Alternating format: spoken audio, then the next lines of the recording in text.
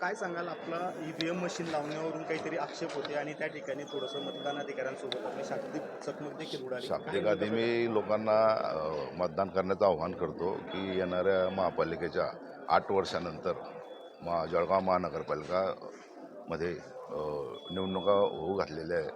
तरी सर्वांनी मतदानांना अधिकार दिला, सर्वांनी मतदान करावं.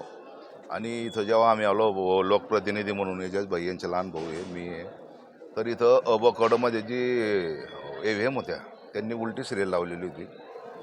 तो एक वाद होता. आणि इथं जे बूथमध्ये मध्ये बसतील मुलं त्यांच्यासाठी खुर्च्या व्यवस्था नाही आहे. तर इथं जे कलेक्टर महोदय, जे निवडणूक आयुक्त आहे जळगाव महापालिकेचे, त्यांनी लक्ष दिलं पाहिजे की इथं व्यवस्था अजून कसली झालेली नाही आहे. तर त्या अधिकाऱ्यांनी चांगल्यात चांगल्या प्रकारे म्हणजे इथं जर सहकार्य केलं तर प्रतिनिधी सहकार्य करतील.